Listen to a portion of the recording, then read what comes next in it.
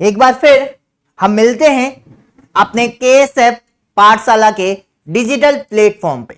इस प्लेटफॉर्म पर जो भी हमारे दर्शक हैं, जो भी हमारे स्टूडेंट्स हैं, जो हमें देख पा रहे हैं, उन सबका सबसे पहले मैं इस डिजिटल प्लेटफॉर्म पर वेलकम करता हूं।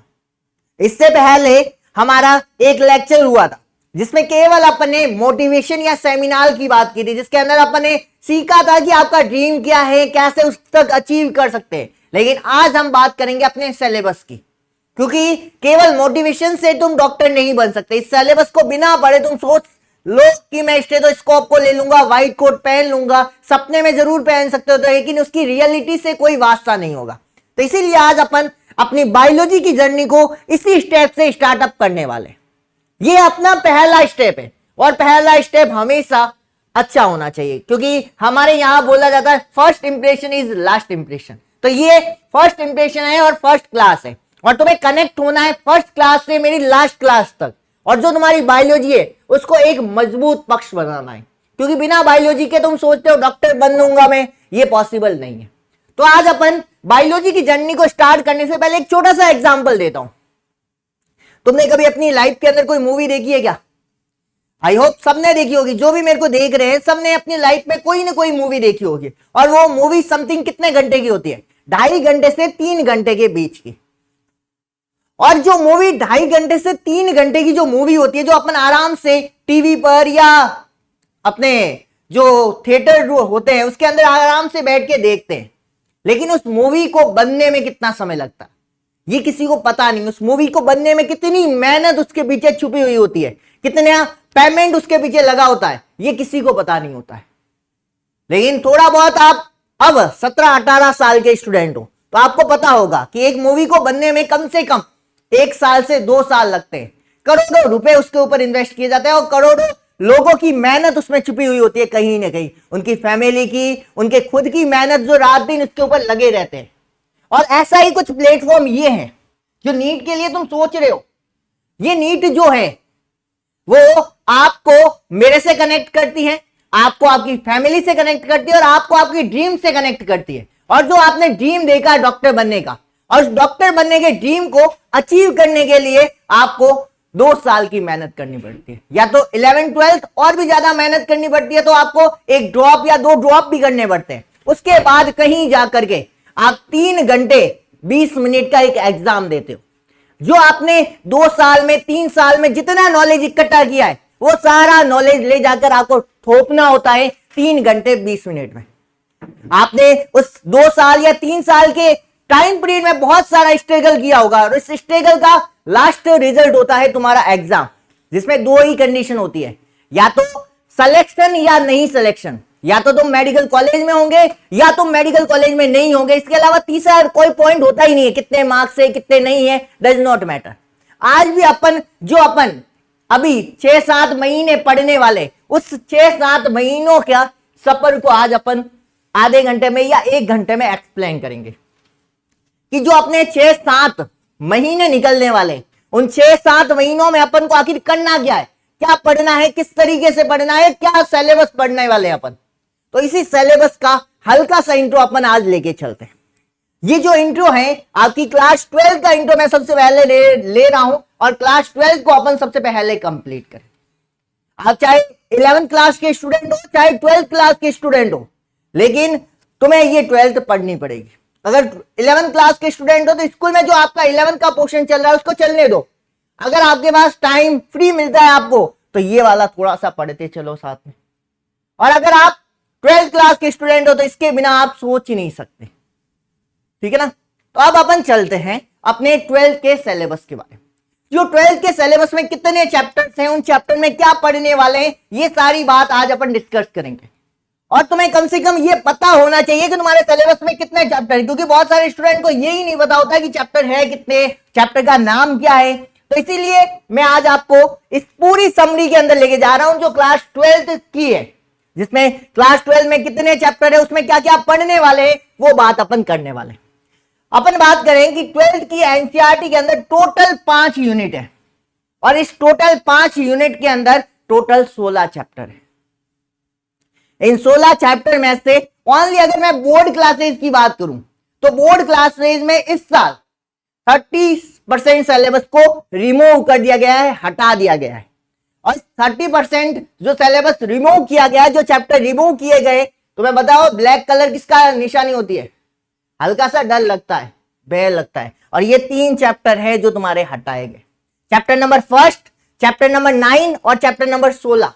इन 3 चैप्टर को 12th के सिलेबस में से रिमूव कर दिया गया है। बाकी जितने भी चैप्टर्स हैं वो तुम्हारे 12th बोर्ड में आने वाले, चाहे तुम आरबीएसई बोर्ड के स्टूडेंट हो, चाहे तुम सीबीएसई बोर्ड के स्टूडेंट हो। लेकिन इन 13 चैप्टर को अगर तुम्हें 12th बोर्ड कंप्लीट करनी है तो पढ़ना पड़ेगा। लेकिन अगर तुम्हारा सपना डॉक्टर बनना है तो तुम्हें 13 चैप्टर से काम चलने वाला नहीं है, तुम्हें 16 के 16 चैप्टर कंप्लीट करने पड़ेंगे। और हम इस प्लेटफॉर्म पे 16 के 16 चैप्टर पे काम करेंगे। आई बात समझे? तो अपन ने 12 के पूरे सिलेबस को कितनी यूनिट में डिवाइड किया है? 5 यूनिट में डिवाइड किया। अपन 1 बाय 1 सभी यूनिट की बात करने वाले। सबसे पहली जो यूनिट है जिसे जनन बोला जाता है, जिसमें टोटल 4 चैप्टर है, उन चारों चैप्टर की अपन 1 बाय 1 बात करते हैं। सबसे पहले चैप्टर की बात करते हैं जिसका नाम है जीवों में जनन। इसको अपन एक बार थोड़ा सा इसको समझते हैं, इसके अंदर आखिर अपन को पढ़ना क्या है। तो सबसे पहले तुम्हें इस बात को समझना पड़ेगा कि ये जनन होता क्या है। जो अभी एक वर्ड यूज हुआ है जीवों में जनन, तो सबसे पहले अपन समझेंगे कि जनन कहते किसे।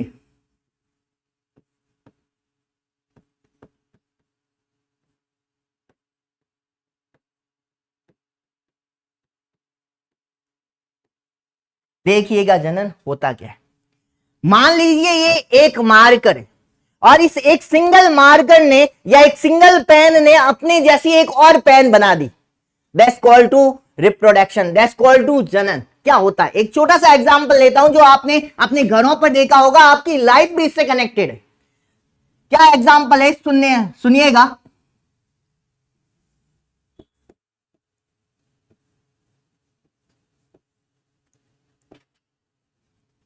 ये आपके फादर साहब हैं, ये आपकी मदर है, और इन दोनों ने क्या किया, आपका फॉर्मेशन किया।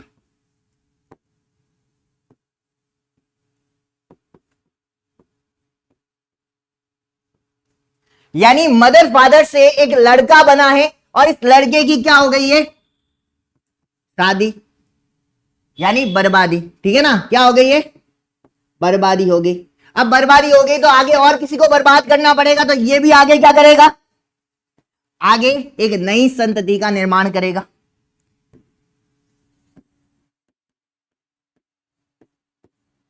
और ये जो प्रोसेस आपने देखा होगा, सिंपल प्रोसेस है। आपके मम्मी पापा से आपका निर्माण हुआ और आप आगे जाके इन फ्यूचर और बच्चों का निर्माण करेंगे। और इसी पूरे स्टेप को यहां से लेकर के यहां तक, इस पूरे स्टेप को बोला जाता है रिप्रोडक्शन।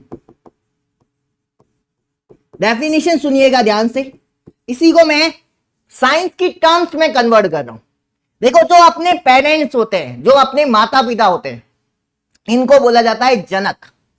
हिंदी टर्म्स यूज कर रहा हूं, इनको वर्ड यूज किया जाता है जनक। जनक या पैतृक के द्वारा अपने सम्मान, जो इन्होंने अपना जो बच्चा पैदा किया है, क्या उनके पास भी 2 आंखें, 2 नाक, 2 कान, 2 हाथ, 2 पैर, जितनी संरचना मदर फादर के पास है उतनी संरचना क्या बच्चे के पास होगी कि नहीं होगी? कुछ अलग तो नहीं होगा ना, सेम होगा दिखने में। जैसे माता पिता दिखते हैं वैसे उसके बच्चे दिखते हैं कि नहीं? तो पहली टर्म सुनिएगा, जनक के द्वारा अपने समरूप संरचना का निर्माण करना, और जो संरचना निर्मित की गई है जिसे संतति कहते हैं, उस संतति के द्वारा अपनी जैसी संतति निर्माण करना। आई बात समझे? अब एक बार फिर से टर्म बोल रहा हूं, जनक के द्वारा अपने सम्मान संतति निर्माण करना, और इस संतति में जनन सम संरचना होनी चाहिए या जनन की कैपेसिटी होनी चाहिए ताकि वो भी आगे बच्चे पैदा कर सके। और इसी प्रोसेस को क्या बोला जाता है, रिप्रोडक्शन कहते हैं, जनन कहते हैं। बात आई समझ में? इसमें इस चैप्टर में पहला चैप्टर जो अपना है जीवों में जनन, इसमें यही पढ़ेंगे कि जनन कहते किसे। और दूसरी चीज अपन पढ़ने वाले हैं कि जनन आखिर होता कितने प्रकार का है। समझिएगा इसको। अगर जनन के प्रकार की मैं बात करूं, जनन के टाइप्स की अपन बात करते हैं। जनन के मोस्टली 2 टाइप्स होते हैं, 2 प्रकार होते हैं।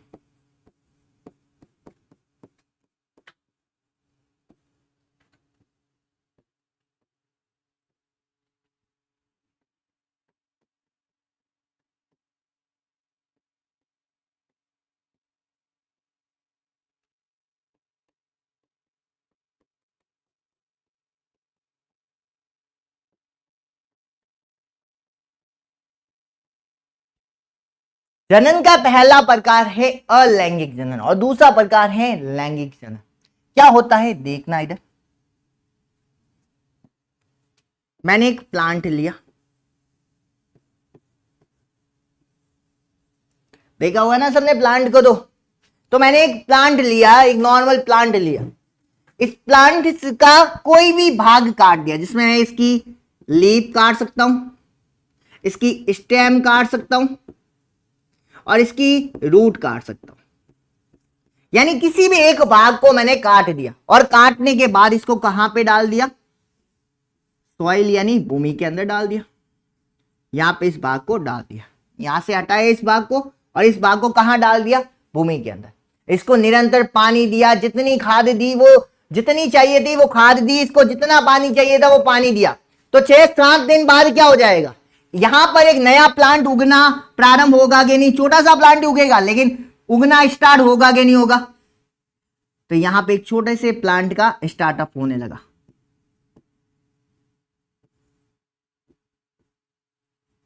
ये छोटा सा प्लांट होगा। यानी इस प्लांट के फॉर्मेशन के लिए कितने जनक रेस्पॉन्सिबल थे, एक या दो, एक। और जब एक जनक से नई संतति का निर्माण होता है तो उसे क्या बोला जाएगा, अलैंगिक जनन। ये प्रोसेस सिंपल था कि डिफिकल्ट था। सीधा सा मैंने प्लांट के किसी भी भाग को निकाला और भूमि के अंदर रोपित कर दिया और कुछ ही दिनों के अंदर 7-8 दिनों के अंदर क्या बन गया, नया प्लांट बन गया। समझे बात मेरी। और इसी को बोला जाता है अलैंगिक जनन। ये सभी प्लांट के अंदर नहीं होता है, कुछ प्लांट के अंदर होता है, कुछ एनिमल्स के अंदर भी होता है। कौन से के अंदर होता है, क्या होता है, ये सारा अपन चैप्टर नंबर 1 में पढ़ेंगे। अब बात करते हैं सेकंड टाइप के प्रकार की, जिसे बोला जाता है लैंगिक जनन। लैंगिक जनन किसे कहते हैं,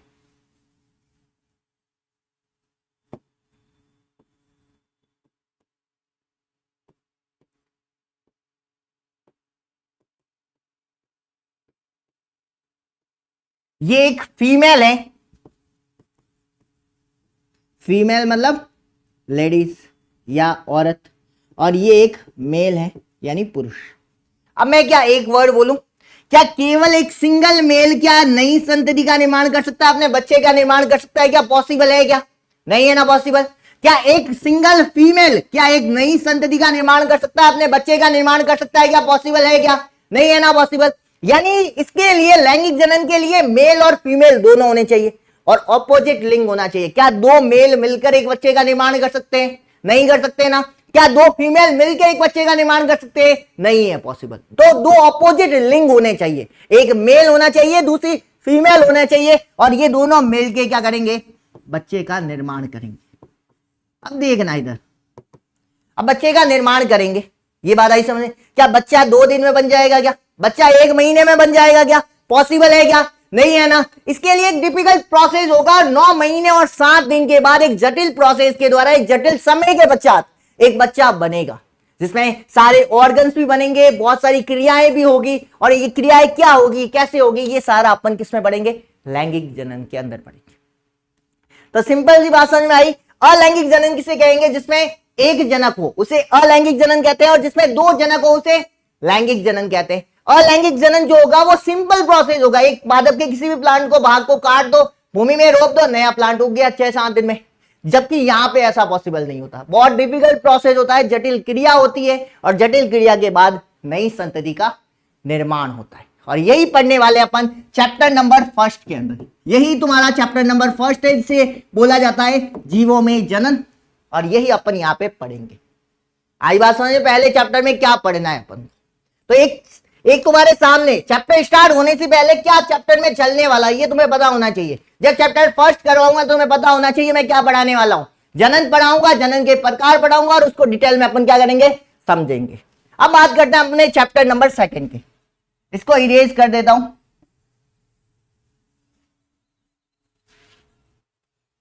ये आपका इरेज हो गया। अब चलते अपन चैप्टर नंबर 2 की तरफ।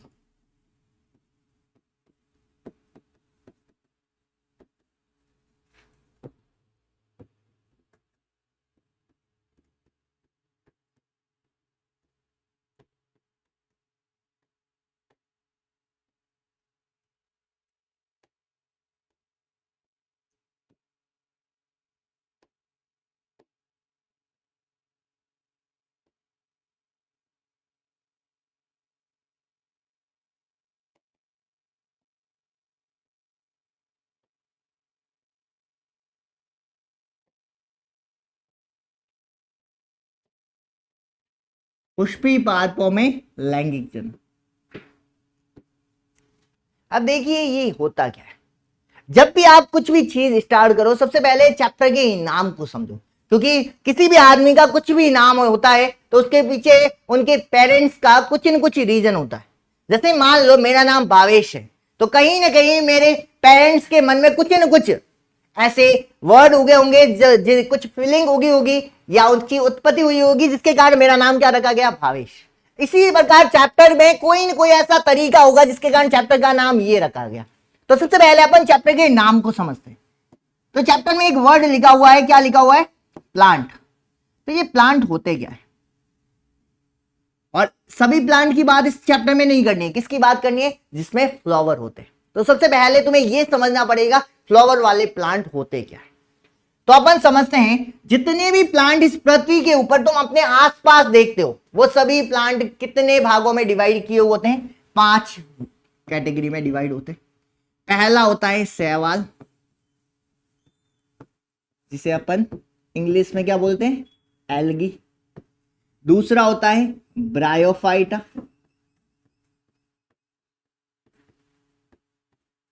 तीसरा होता है टेरिडोफाइटा,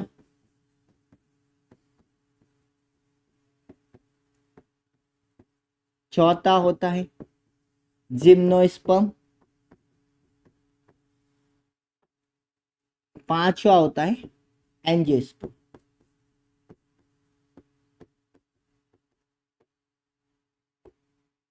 आई बात समझ।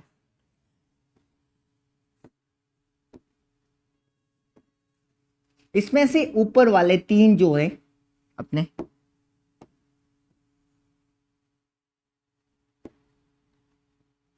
ऊपर वाले जो 3 है अपने, ये निम्न पादप होते,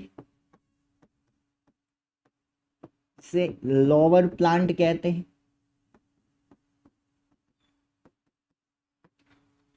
और ये वाले जो 2 कैटेगरी होती है इसे उच्च पादप कहते हैं।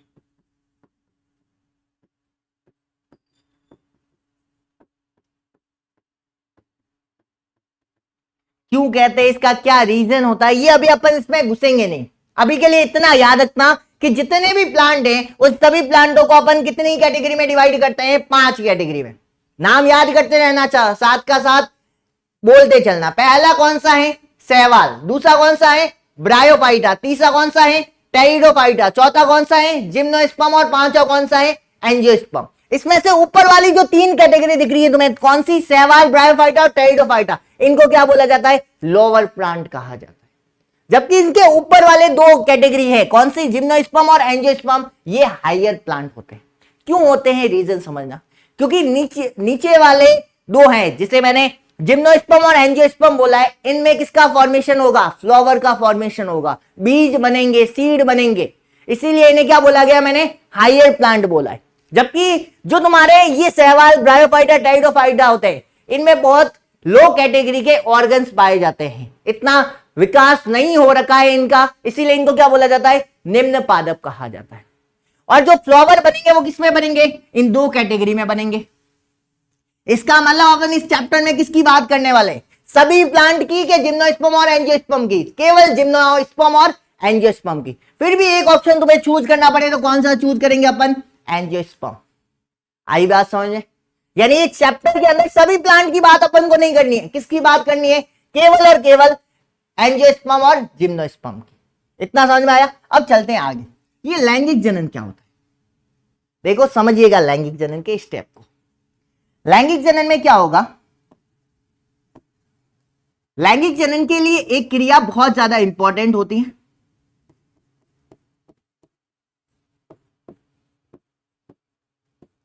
उस क्रिया का नाम होता है युग्मक संलयन। अब युग्मक संलयन क्या होता है समझते हैं अपन इसी स्टेप को। चलो मैं इसको अपनी बॉडी से थोड़ा सा कनेक्ट करते हैं,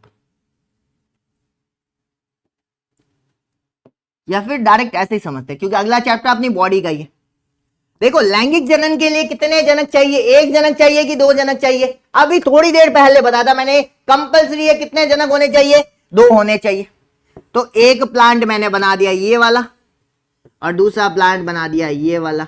अब मैं बोल दूं कि दोनों नर पादप है तो क्या लैंगिक जनन होगा क्या, पॉसिबल है क्या? नहीं है ना। मैं बोल दूं दोनों मादा पादप है तो क्या पॉसिबल है क्या?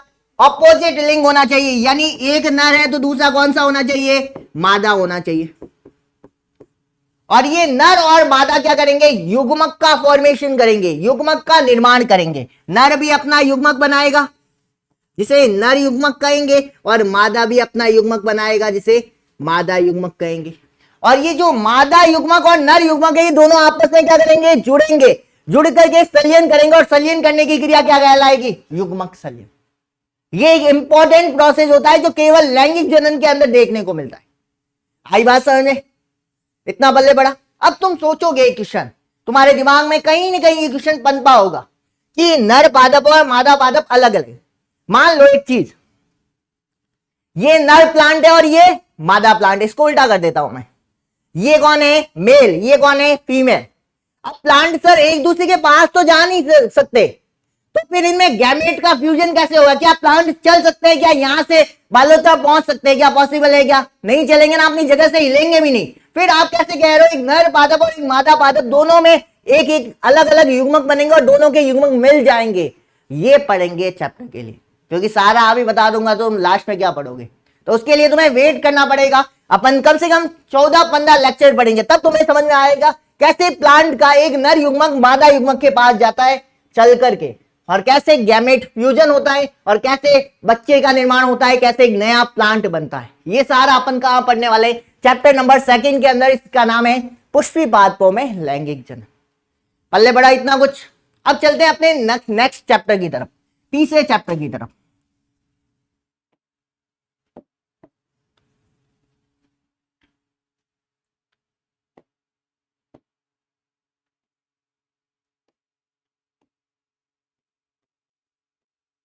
ये अपना चैप्टर 3 जिसका नाम है मानव जनन।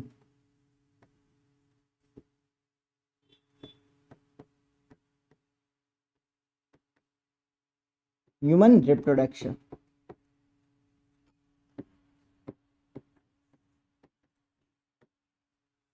चलिए ह्यूमन रिप्रोडक्शन को समझते हैं। पहली बात, ह्यूमन में रिप्रोडक्शन करने के लिए कितने जीव चाहिए होंगे? 2 कंपल्सरी चाहिए होंगे। मान लो एक जीव है तुम्हारे, कौन? ये तुम्हारे सर है एक, जिनका नाम है जीतू सर, जो तुम्हें यहां पर इस प्लेटफॉर्म के ऊपर क्या पढ़ाते हैं? केमिस्ट्री पढ़ाते हैं। अब देखो जीतू सर की उम्र हो गई है, ठीक है ना, थोड़े थोड़े बुढ़े लग रहे हैं कि नहीं लग रहे? तो अब टाइम पे शादी करवाते हैं कि नहीं अपने राजस्थान के अंदर? तो अब जीतू सर की उम्र हो गई किसके लायक? शादी के लायक। अब शादी के लिए हम जीतू सर को लेके चले गए किसके पास? लड़के के पास लेके जाएंगे कि लड़की के पास लेके जाएंगे? एक लड़की के पास लेके गए, एक लड़की दिखाने लेके चले गए। ये एक लड़की है। कौन है? एक लड़की है, एक गर्ल है। अब तुम्हें पता है कि जिसको फर्स्ट टाइम अपन देखने जा रहे हैं, पहले से फोन पे अपन ने बोल दिया कि हाँ भाई हम लड़की देखने आ रहे हैं, तो अब लड़की क्या करने वाली है तुम्हें पता है? 2 किलो पाउडर उठाएगी, कहां थेथड़ेगी? मुंह के ऊपर। 2 किलो जो फेयर एंड लवली होती है वो उठाएगी, कहां लगाएगी?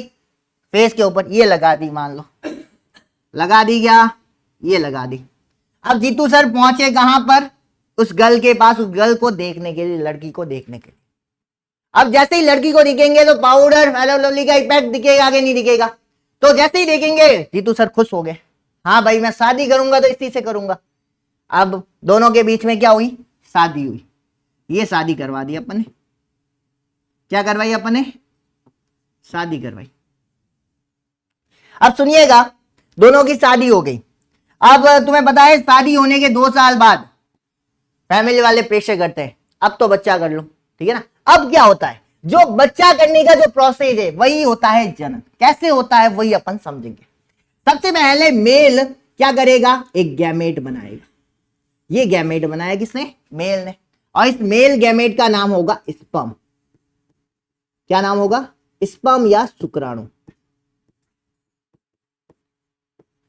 और ये जो फीमेल है, ये लड़की है, ये भी क्या बनाएगी? गैमेट बनाएगी जिसे बोला जाएगा ओवम या अंडाणु।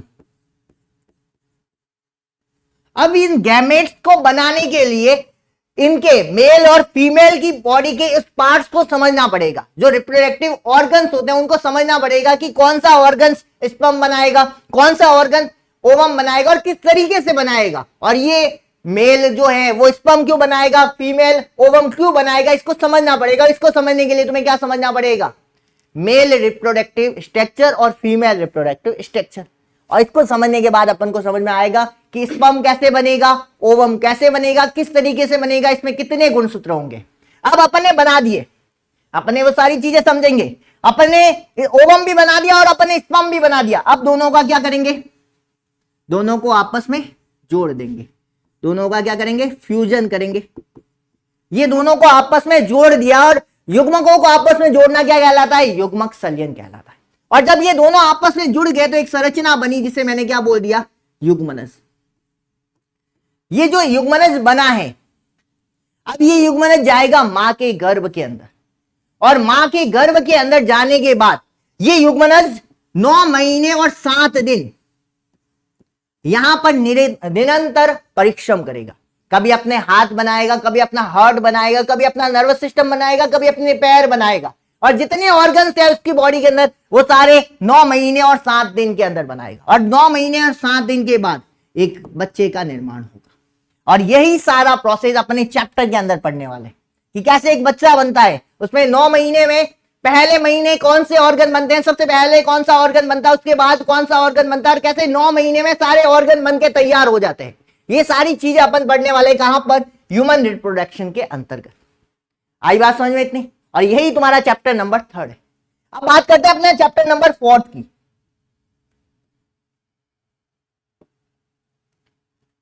तो सबसे पहले चैप्टर नंबर 4 का नाम देख लेते अपन, जिसका नाम है अपना जनन स्वास्थ्य, रिप्रोडक्टिव हेल्थ। अब रिप्रोडक्टिव हेल्थ को समझने से पहले तुम्हें 2 टर्म्स को समझना पड़ेगा। उन 2 टर्म्स के बिना तुम इस चैप्टर को समझ नहीं पाओगे। कौन से 2 टर्म्स होते हैं, समझते हैं अपन। पहला टर्म्स है अपने पास मैथुन, और दूसरा टर्म्स है अपने पास निषेचन। इन 2 टर्म्स को पढ़े बिना तुम सोच लोगे ये चैप्टर को समझ लो, ये पॉसिबल नहीं है। मैथुन क्या होता है, नर के पास एक पार्ट होता है, रिप्रोडक्टिव पार्ट होता है, जिसके बोला जाता है पेनिस। और इस नर के पेनिस को फीमेल की एक ऑर्गन्स होता है जिसे बोला जाता है वेजाइना।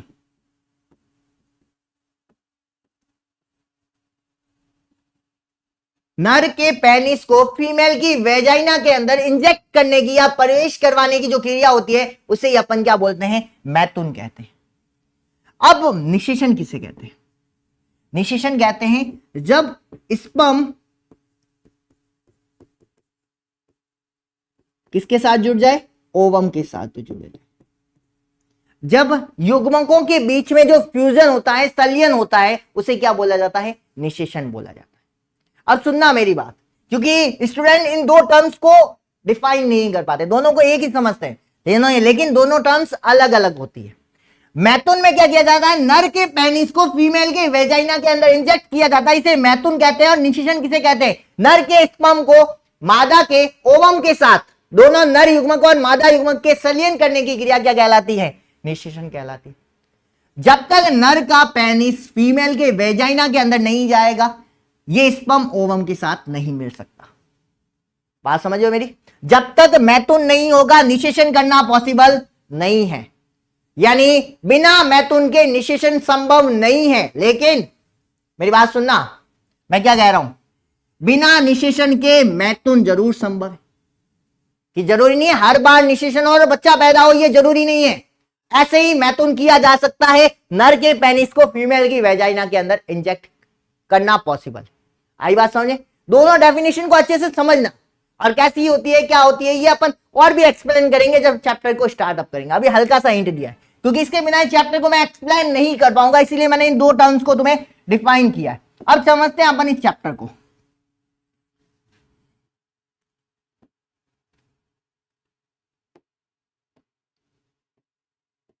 अब कुछ ऐसे लोग होते हैं जो मैथुन की क्रिया तो करना चाहते हैं लेकिन निषेचन नहीं करना चाहते, यानी मैथुन तो करना चाहते हैं लेकिन बच्चा पैदा नहीं करना चाहते हैं। उनके लिए गवर्नमेंट्स ने और जो साइंटिस्ट हैं उन्होंने एक टेक्निक बनाई है जिसमें वो कौन कौन सी तकनीक के द्वारा मैथुन करना पॉसिबल हो सकता है और जो बच्चा है वो बिना पैदा किए भी मैथुन की क्रिया करना पॉसिबल है।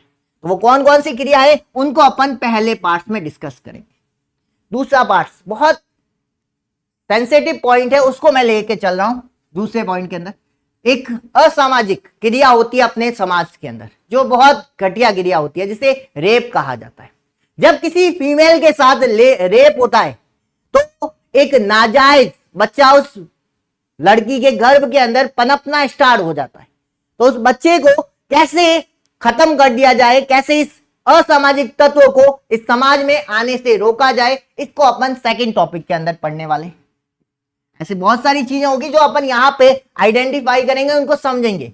तीसरी चीज को समझना, कुछ ऐसे दंपति होते हैं, हस्बैंड और वाइफ कुछ ऐसे होते हैं जिनकी शादी हुए 5-6 साल हो गए, उन्होंने बहुत बार मैथुन की क्रिया की लेकिन निषेचन नहीं हो रहा है, उनकी बॉडी में बच्चे का निर्माण नहीं हो रहा है। तो कैसे, कौन सी तकनीक के द्वारा उसमें बच्चा पैदा किया जा सकता है, ये कौन सी तकनीक और किस तरीके से किया जा सकता है, यही अपन तीसरे प्रोसेस के अंदर पढ़ने वाले। आई बात समझे?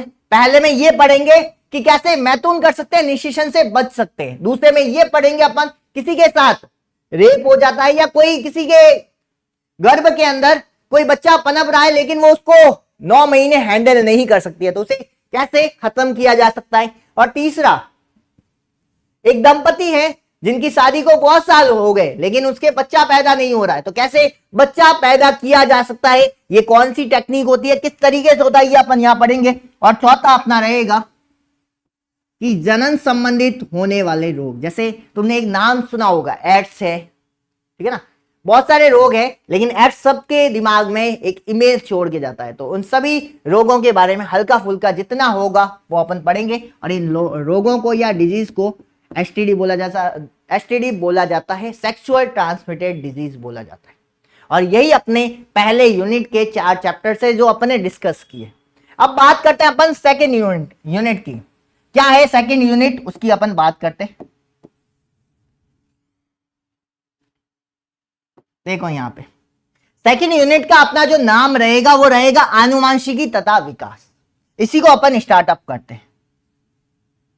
इसका जो पहला चैप्टर है इसी को अपन स्टार्ट करते हैं यहां पे। तो इसको मैं एक छोटे से एग्जाम्पल के द्वारा एक्सप्लेन करता हूं। जैसे जो एग्जाम्पल अभी थोड़ी देर पहले लिया था वही एग्जाम्पल फिर से लेता हूं।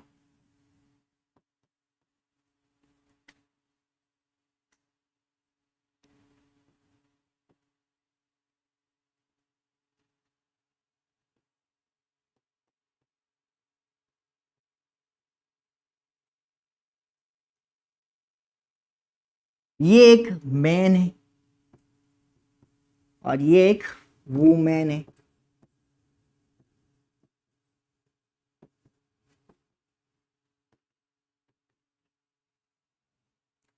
जो मैन है ये अपने हैं कौन है, जीतू भैया।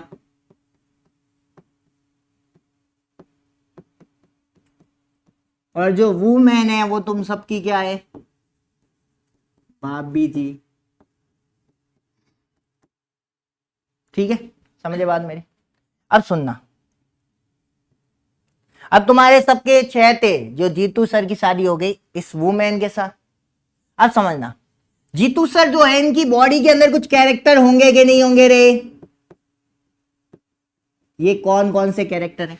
इस भाभी जी के बॉडी के अंदर भी कुछ कैरेक्टर होंगे कि नहीं होंगे? ये कौन कौन से कैरेक्टर है? सबसे पहला कैरेक्टर लेता हूं, मैंने मान लेता हूं कि जीतू सर अपने ज्यादा स्मार्ट नहीं दिखते हैं। क्या दिखते हैं क्या?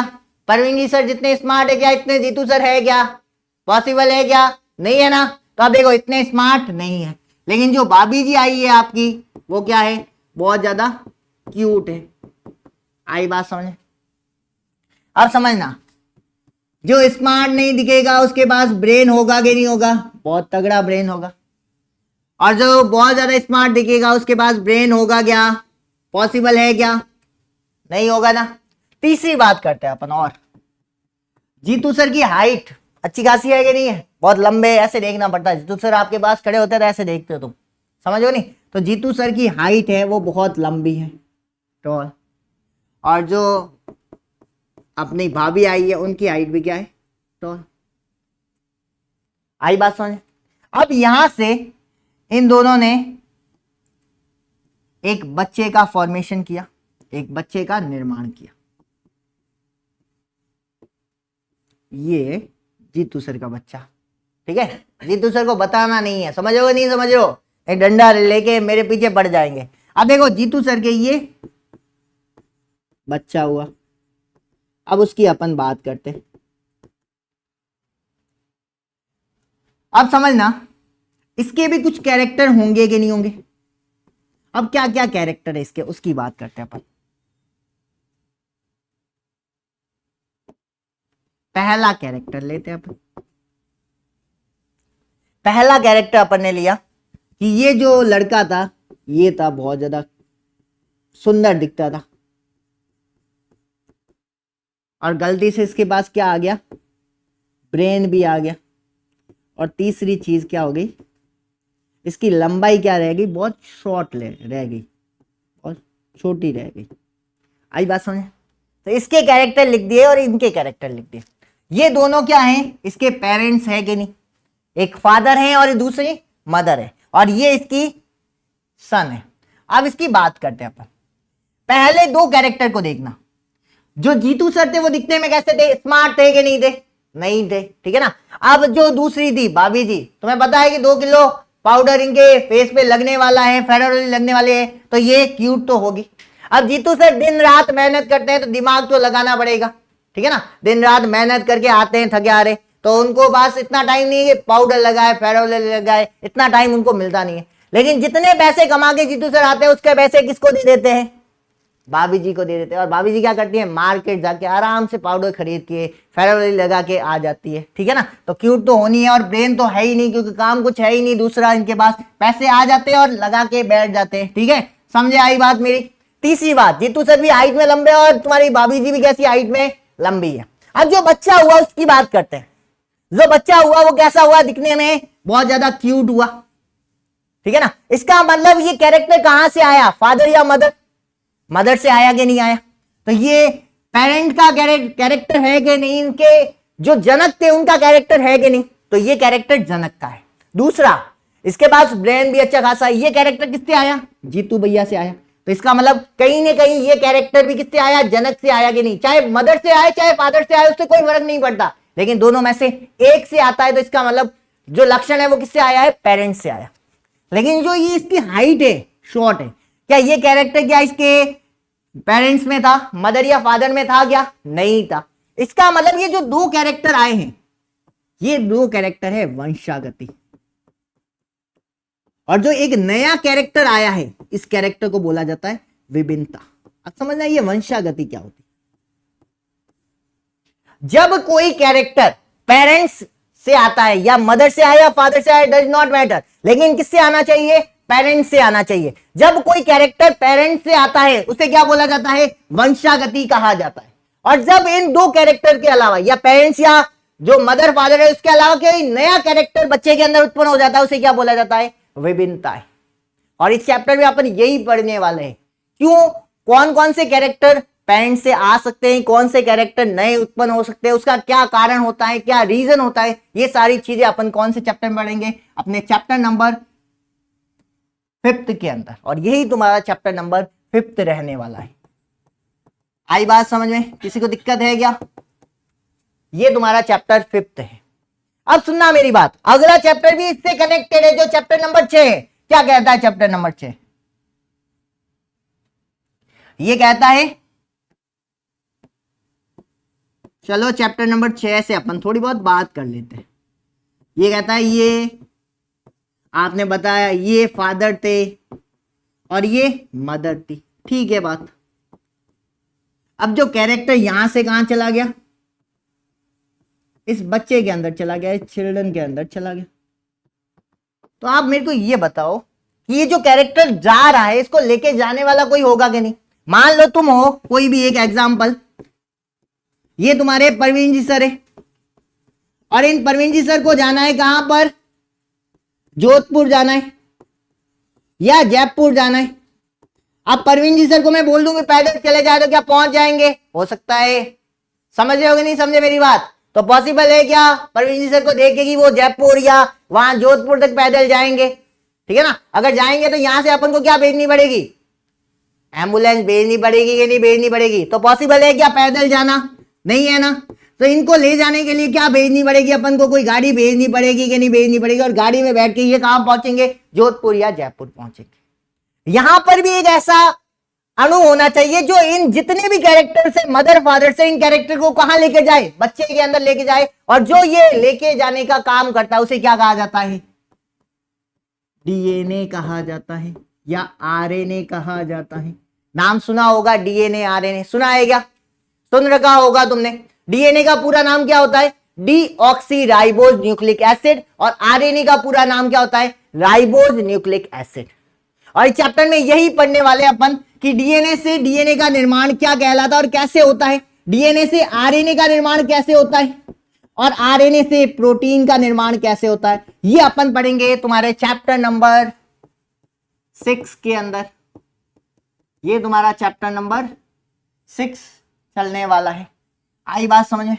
तो ये तुम्हारा चैप्टर नंबर 6 है और इसी को अपन डिटेल में एक्सप्लेन करेंगे, इसी को डिटेल में अपन पढ़ेंगे, थोड़ा बहुत पल्ले पढ़ा होगा। अब चलते हैं अपने नेक्स्ट चैप्टर की तरफ जिसका नाम है चैप्टर नंबर 7।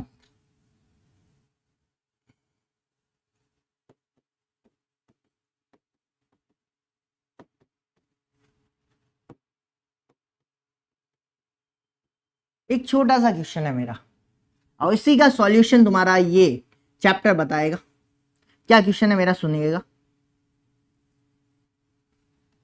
कि जो ये अर्थ है, पूरी ये पृथ्वी है तुम्हारी, ये पूरी की पूरी अपनी पृथ्वी है, अर्थ है। इस अर्थ पर जो पहला जीव आया होगा, चाहे वो प्लांट आया हो चाहे एनिमल्स आया हो, वो पहला जीव कैसे उत्पन्न हुआ होगा। दूसरा क्वेश्चन है, इस अर्थ पर जो पहला ह्यूमन आया था वो कैसा आया था, किस तरीके का था, दिखने में कैसा था, क्या ऐसा ही था क्या, और कैसे उसकी उत्पत्ति हुई थी। और पहले का जो वातावरण था जो अभी दिख रहा है वैसा है कि पहले कुछ अलग वातावरण था। ये सारे जो भी क्वेश्चन मैं बोल रहा हूं इन सभी क्वेश्चन का जो सॉल्यूशन मिलने वाला है तुम्हें इस चैप्टर नंबर 7 के अंदर मिलने वाला है।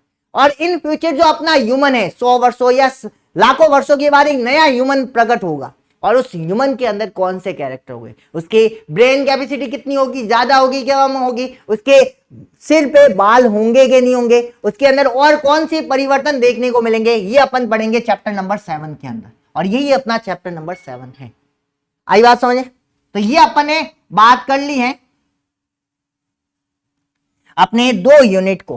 पहली यूनिट अपनी कंप्लीट हो गई, दूसरी यूनिट अपनी कंप्लीट हो गई। अब चलते हैं यूनिट नंबर 3 के ऊपर।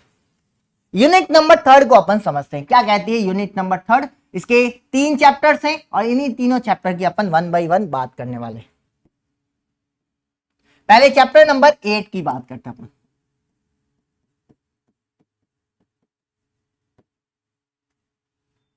चैप्टर नंबर 8 का नाम है मानव स्वास्थ्य तथा रोग।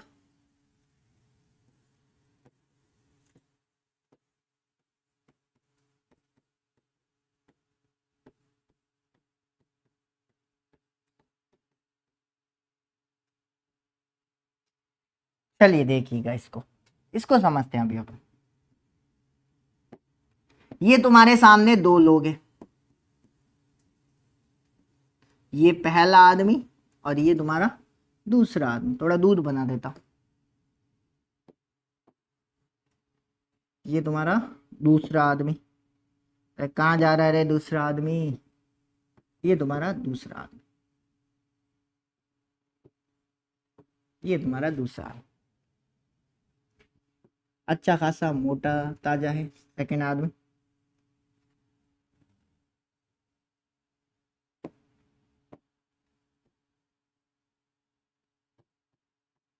तो इसका नाम लिख दिया मैंने मोटको।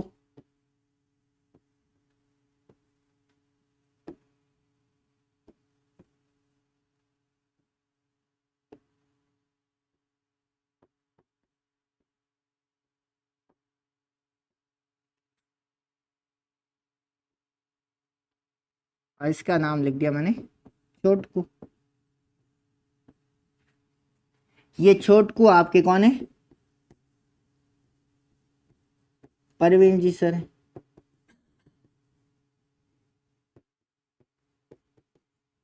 ये थोड़े मोटकू आपके कौन से सर है? ये आपके जीते जी सर है, जीतू भैया। अब सुनना इधर, परवीन जी सर और तुम्हारे जीतू सर के बीच में होगी फाइटिंग। जीतू सर ऐसे तुम्हें पता है, मैंने बोला था अभी इनके पास ब्रेन है, तो इन्होंने अपने पॉकेट के अंदर 24 घंटे कुछ औजार अपने पास रखते हैं। पता है उनको कभी भी कुछ भी पंगा हो सकता है। आई बात समझे? अब इन दोनों के बीच में पंगा हो गया। किसके बीच में? छोटकू और मोटकू के बीच में। अब छोटकू ने पंगा तो ले लिया, किससे ले लिया? मोटकू से पंगा ले लिया। अब पहले तो बॉडी देख लो दोनों की। अब छोटकू की बॉडी है पसलियों की बनी हुई, हड्डियों की बनी हुई, और मोटकू की बॉडी बनी है बॉडी बिल्डर, और उसके ऊपर से इसके पास क्या है? औजार भी पड़े। अब क्या होगा? पंगा लेते तो ले लिया, अब छोटकू भाग रहा है आगे, मोटकू कहां भाग रहा है? पीछे भाग रहा है। अब पकड़ में आया तो छोटकू बचेगा क्या?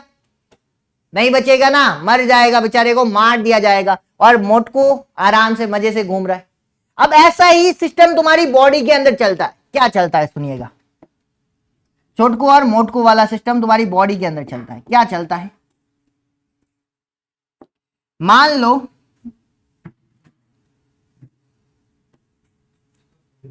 तुमने एक खाना खाया,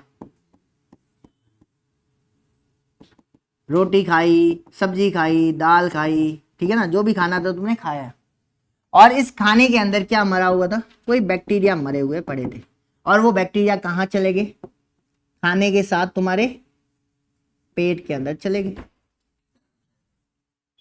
और जैसे ही खाने के साथ ये तुम्हारे पेट के अंदर पहुंचे, इन्होंने तुम्हारे पेट के जितने भी इम्यून सिस्टम है उसके साथ क्रिया करना स्टार्ट कर दिया। दोनों के बीच में फाइटिंग हो रही है। बैक्टीरिया इधर से आ गया और इधर से तुम्हारे बॉडी ने इसके खिलाफ क्या बना दी?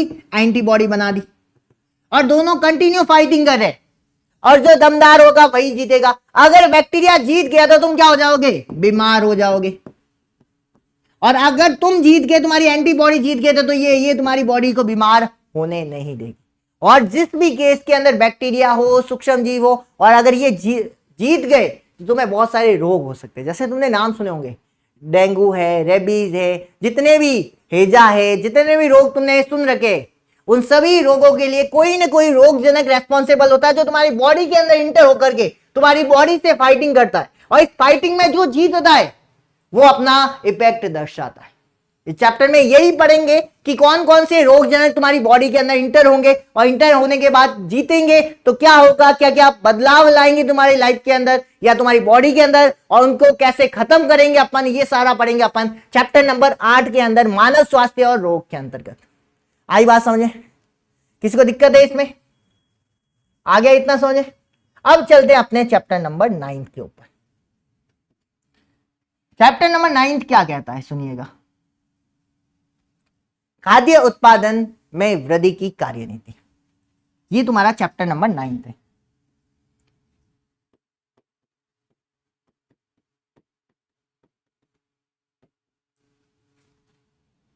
चैप्टर नंबर 9 कहता है, जैसे मान लो तुम्हारी लाइफ को लेते हैं अपन, ये तुम्हारे एक सर थे जो अभी थोड़े दिन बाद यहां दिखेंगे, जिनका नाम है सवाई जी सर, जो अपने इस प्लेटफॉर्म पे केमिस्ट्री पढ़ाएंगे। हो सकता है आज उनकी क्लास भी आएगी तुम्हारे। तो इन सर की अपन बात करते हैं। ये सर यहां से घर से भाग के कहां चले गए? हॉस्टल के अंदर भाग चले गए। हॉस्टल लाइफ स्टार्ट की इन्होंने अपनी।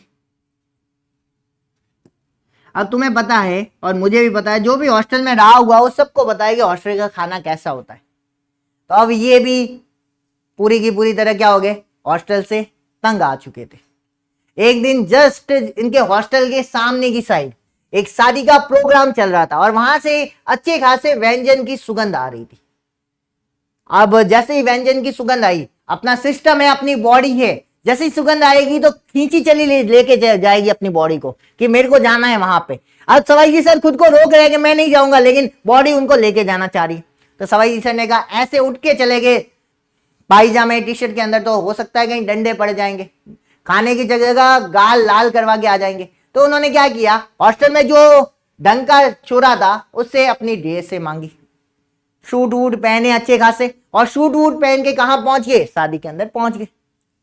और शादी के अंदर जैसे ही वो जाते हैं तो अपन देखते हैं जहां पर रोटी का होता है वहां पे ऐसे रोटी फेंकी जाती है, और वहां पे जैसे कुत्ता ओढ़ लगी होती है, अपन रोटी डालते हैं ना तो कुत्ते एकदम ऐसे झड़प पड़ते हैं। वैसा ही प्रोग्राम यहां चल रहा था, एक रोटी झड़पते, एक रोटी फेंकते और 10 आदमी उसके ऊपर झड़पते थे। और यही कंडीशन अपने पूरे वर्ल्ड की है। आज पूरे वर्ल्ड के अंदर खाने के लिए मारा मारी चल रही है। जिस तरीके से, जिस ग्रोथ रेट से वृद्धि चल रही है, क्या उस ग्रोथ रेट से अपना खाना बन रहा है? क्या पॉसिबल है? क्या नहीं है। इसी को देखते हुए हमारे जो वैज्ञानिक हैं अपने यहाँ के और जो बाहर के वर्ल्ड के पूरे वैज्ञानिकों ने इस समस्या का समाधान किया और कुछ ऐसी किस्मों का निर्माण किया जिससे उसके उत्पादन दर में वृद्धि की जा सके, ताकि कम समय में बहुत ज्यादा मात्रा में खाद्य पदार्थों का निर्माण हो। और ये कौन कौन सी किस्में बनाई गई और किस तरीके से इसका भोजन पे इफेक्ट देखने को मिला, इस सब को अपन चैप्टर नंबर 9 के अंदर पढ़ने वाले हैं। आई बात समझिए, चैप्टर नंबर 9 में क्या पढ़ना है। ये तुम्हारा चैप्टर नंबर 9 था। अब बात करते हैं चैप्टर नंबर 10 की। अब अपन बात करते हैं चैप्टर नंबर 10 की। तुम्हारा चैप्टर नंबर 10 क्या है, सुनिएगा।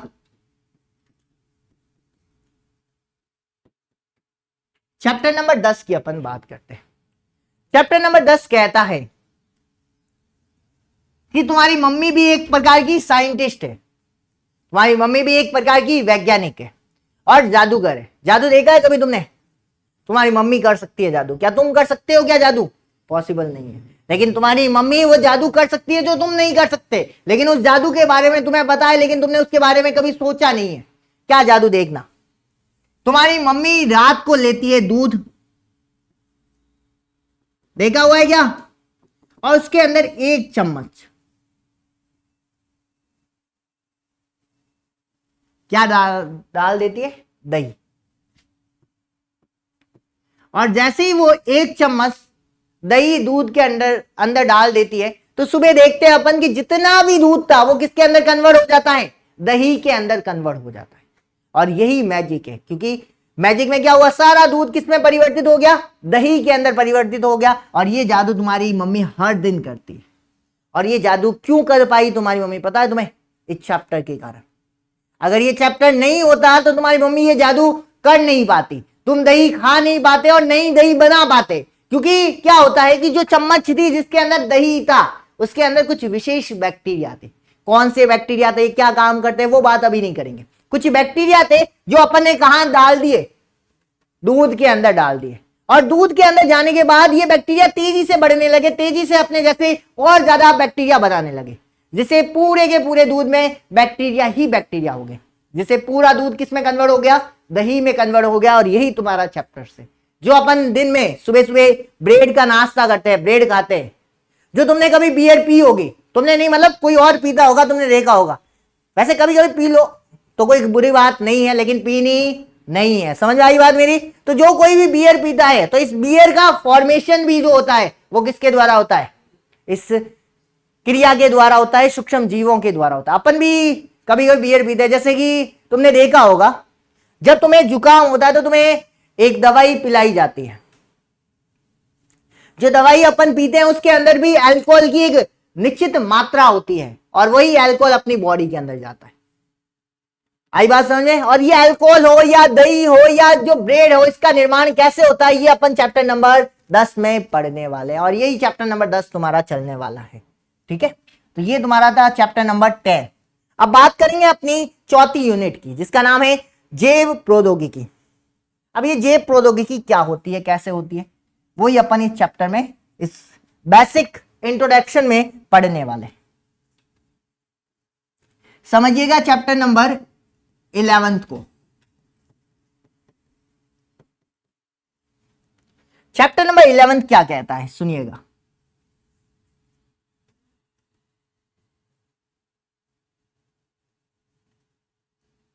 एक पर्सन था, एक आदमी था जो डॉक्टर था। वो अपने पापा से बहुत ज्यादा प्यार करता था, अपने फादर साहब से बहुत ज्यादा प्यार करता था। ये इसके फादर थे।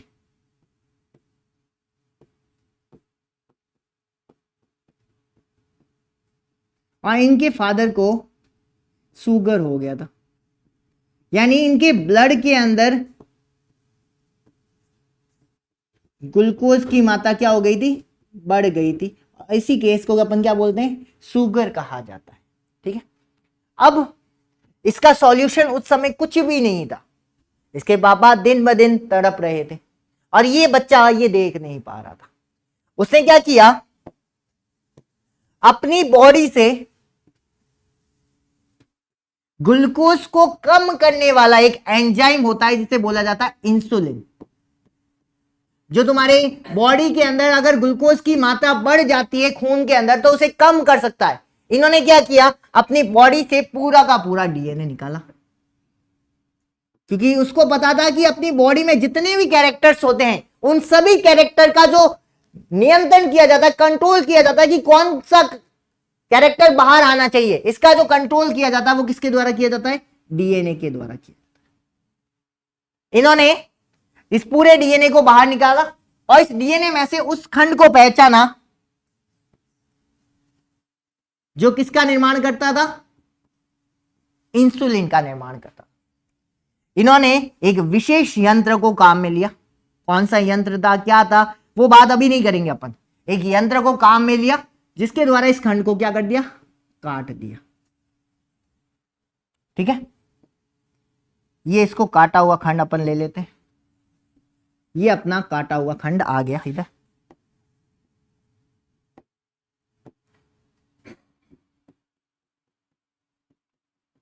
ये काटा हुआ खंड, इस काटे हुए खंड को किसी विशेष संरचना के साथ जोड़ दिया।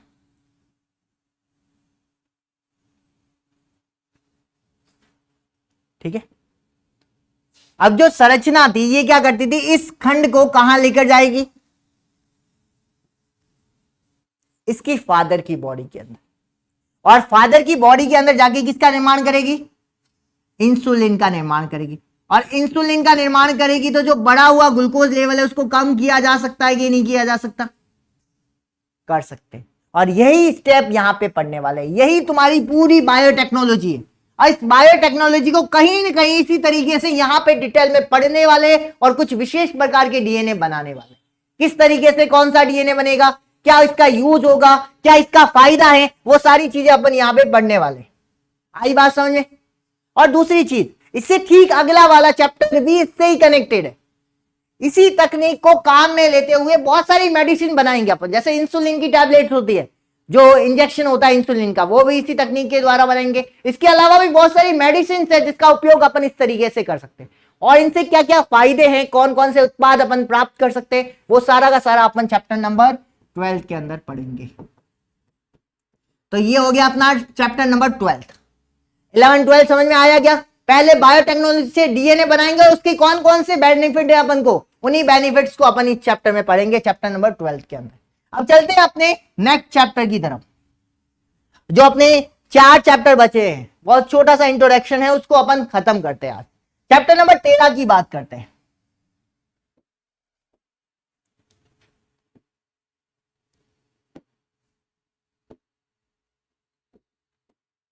ये तुम्हारा चैप्टर नंबर 13, जीव क्या होता है।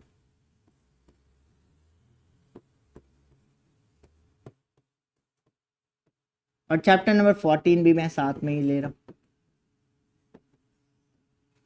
दूसरा, समष्टि क्या होती है।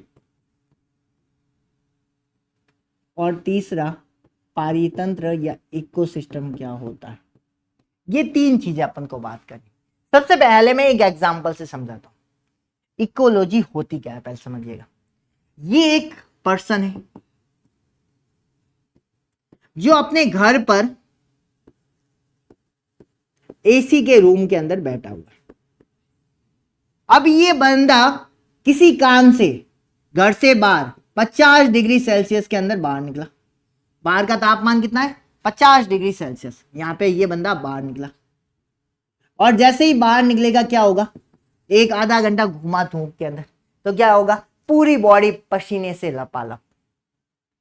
समझो मेरी बात, होता है कि नहीं। मान लो एक और एग्जांपल बताता हूं। मान लो इस बार गर्मी नहीं थी और इस बार क्या थी, बहुत ज्यादा ठंड थी, और जैसे ही वो ठंड में बाहर निकलेगा तो क्या होगा, कांपने लगेगा। कांपेगा कि नहीं कांपेगा? अब कांपने लगेगा। सुनिएगा, क्या इसकी बॉडी को, जो इसका पूरा सिस्टम था, इसके सिस्टम को क्या बाहरी वातावरण में जिसमें टेम्परेचर हो सकता है, बाहर जो ज्यादा टेम्परेचर हो सकता है, बाहर जो कम टेम्परेचर हो सकता है, क्या इसकी बॉडी के ऊपर इफेक्ट डाल रहा है कि नहीं डाल रहा है? और जब वातावरण के कोई कारक शरीर के ऊपर प्रभाव डालते हैं या शरीर या जीवों के ऊपर जो प्रभाव डालते हैं, इसे ही क्या कहा जाता है, इकोलॉजी कहा जाता है। और यही अपन इसमें पढ़ने वाले। दूसरा, ये तो एक सिंगल मैन के ऊपर मैंने बात की। अगर बहुत सारे जीवों के समूह पे इसकी बात करता, कंपैरिजन करता मैं बहुत सारे मनुष्य की, तो किसी को पसीना कम आता, किसी को पसीना ज्यादा आता, तो इनके ऊपर जो एवरेज क्या इफेक्ट पड़ रहा है, उस एवरेज इफेक्ट को अपन यहां समझेंगे। और जो अपना चैप्टर नंबर 14 होगा, इसके अंदर पढ़ेंगे कि मान लो एक कोई भी क्षेत्र है, जैसे ये अपना क्षेत्र है सिनंद्री, इसके अंदर गाय भी रहती है, बकरी भी रहती है, मानव भी रहता है और भी बहुत सारे जीव रहते हैं। क्या ये जीव तापमान से प्रभावित नहीं होते? क्या सूर्य के प्रकाश से? क्या ये जीव जल से प्रभावित नहीं होते? क्या उनको जल नहीं मिलेगा तो मर नहीं सकते? क्या ये जीव भूमि से प्रभावित नहीं होते? क्या अच्छी भूमि नहीं होगी तो वहां फसल का निर्माण नहीं होगा? फसल का निर्माण नहीं होगा तो खाना मिलेगा क्या? तो ये जो होते हैं जिसमें जैविक और अजैविक घटकों को शामिल किया जाता है, उसी को ही पारितंत्र कहते हैं। और इसका क्या इफेक्ट पड़ता है अपनी पे और अपने सभी जीवों के ऊपर, यही अपन चैप्टर नंबर 14 में पढ़ने वाले। आई बात समझे? ये था तुम्हारा 13th और 14th चैप्टर। अब बात करते हैं अपने नेक्स्ट चैप्टर की, जिसका नाम है चैप्टर नंबर 15, जैव विविधता और उसका संरक्षण। तो ये अपना चैप्टर नंबर 15 है। क्या कहता है चैप्टर नंबर 15? ये कहता है कि ये मान लो एक क्षेत्र है कोई भी, ये तुम्हारा बाड़मेर क्षेत्र है, और इस बाड़मेर क्षेत्र में बहुत सारे जीव निवास करते हैं, जिसमें प्लांट हो सकते हैं, जिसमें प्लांट की जो संख्या है वो है 1000। दूसरा, यहां पे छोटे छोटे कीट हो सकते हैं और इन कीटों की संख्या है 2000। यहां पे मानव निवास कर सकता है जिसके संख्या है 100। ठीक है। एक दूसरा क्षेत्र है जिसका नाम है कोटा, जहां पर प्लांट की संख्या है 10, जहां पर कीटों की संख्या है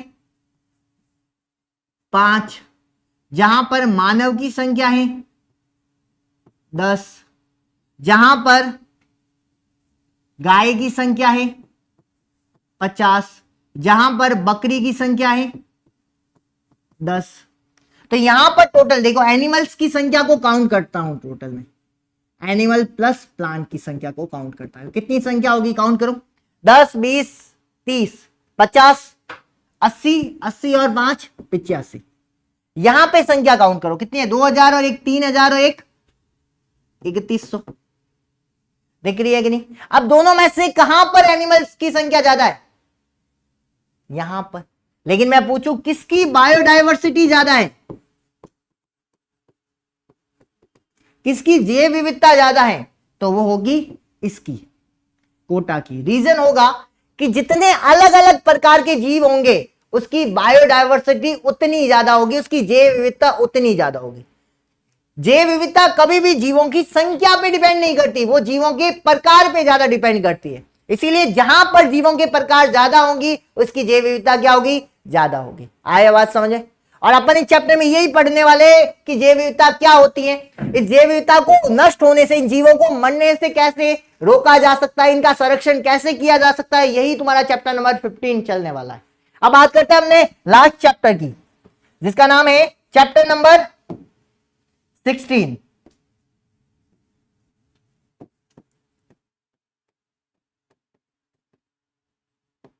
अब देखो, तुम गाड़ियां चला रहे हो दबा के, रुक नहीं रहे हो और चलाते जा रहे हो, बाइक चलाए जा रहे हो, बाइक चला रहे हो, गाड़ी चला रहे हो, बस चला रहे हो, और डे बाय डे इन जो भी वाहन है इनको ज्यादा से ज्यादा यूज करो, और जैसे इनका ज्यादा यूज करोगे इनसे क्या निकलेगा, हानिकारक धुआं निकलेगा।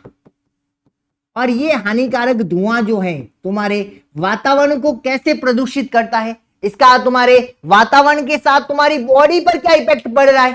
जैसे और भी चीजें बताता हूं, तुम अपने घरों पर जो एसी काम में लेते हो, एसी चलाते हो, तुम्हारे घरों पर जो फ्रिज चलता है उससे भी एक गैस निकलती है जिसे सीएफसी कहते हैं। क्या होती है, क्या काम करती है, वो बाद में पढ़ेंगे। ये सीएफसी भी तुम्हारे बॉडी को बहुत ज्यादा नुकसान पहुंचाती है, ये वातावरण को बहुत ज्यादा प्रदूषित किए जा रही है। किस तरीके से प्रदूषित करती है, कैसे पर्यावरण को खराब किया जा रहा है, ये सारा अपन पढ़ेंगे चैप्टर नंबर 16 में। और यही तुम्हारा चैप्टर थे जो अपन 12th के अंदर डिटेल में पढ़ने वाले। आई होप तुम्हें ये पूरे के पूरे चैप्टर, जिसके अंदर अपन को क्या पढ़ना है, किस तरीके से चलना है, इन 16 चैप्टर को तुम समझ चुके होंगे। लेकिन इन 16 में से अगर कोई केवल 12th की प्रिपरेशन कर रहा है तो 3 चैप्टर ऐसे हैं जो मैंने ब्लैक मार्कर से लिखे हुए हैं। ये 3 चैप्टर ऐसे हैं जो बोर्ड में से हटा दिए गए, लेकिन नीट में से नहीं हटा है, ठीक है ना। अगर तुम 12th को पहले प्रिपेयर करना चाहते हो तो 3 चैप्टर को रिमूव कर सकते हो। लेकिन अगर तुम डॉक्टर बनना चाहते हो, अपने फैमिली का सपना कंप्लीट करना चाहते हो, तो इन तीनों चैप्टर को भी बहुत अच्छे से कंप्लीट करना पड़ेगा। आई बात समझ में ये वाली।